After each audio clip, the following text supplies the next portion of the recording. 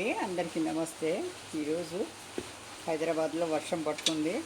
Monsoon చివర కాబట్టి పోతూ పోతూ కాస్త తుఫాన్ ప్రభావం వల్ల కూడా వర్షాలు 3 రోజుల నుంచి పడుతుందండి.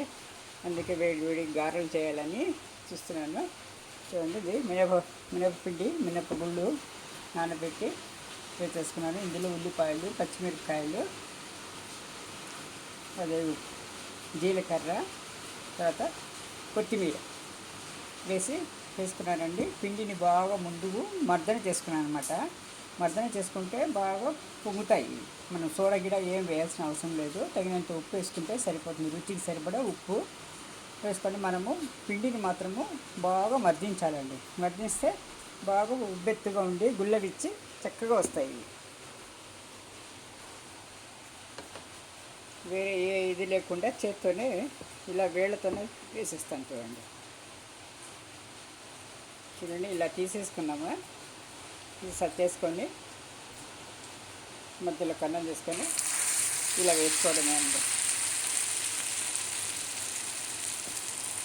దీనికి క్లాత్ పెట్టి మన చాయ్ దీంట్లో కానీ స్ట్రైనర్లో వేసి చేయాల్సిన అవసరం లేదు. ఇలాగనే వచ్చేస్తామండి.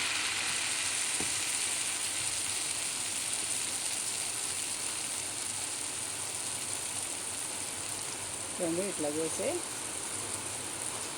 ఇలా వేసుకొని ఇలా వేసుకోవడం.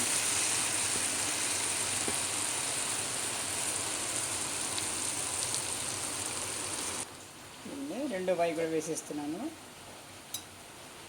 కొంచెం మీడియం ఫ్లేమ్లో పెట్టుకొని చేసుకోవాలండి. ఇలా గుల్లవిచ్చి బాగా పొంగుతాయి అన్నమాట. మనం అసలు సోడా గిడ ఏమి వేయలేదండి. పిండిని మాత్రము ఒక 5 నిమిషాలు బాగా క్లిక్ చేశాను అన్నమాట. చేస్తే అందులో ఉండే గాలి అంతా పోయి నీట్గా వస్తుందండి. గోధుమ రంగు వచ్చాక బంగారు రంగు వస్తుంది కదా, అప్పుడు తీసేయాలి. చూడండి, వేడి వేడి గారెలు రెడీ. లైక్ చేయండి. దీనికి కాంబినేషన్గా ఎర్రకారం చట్నీ అండి. ఎండుమిర్చి, వెల్లుల్లిపాయలు, జీలకర్ర వేసి బాయిల్ చేసి నూరిందనమాట. థ్యాంక్ యూ ఫర్ వాచింగ్ అండి.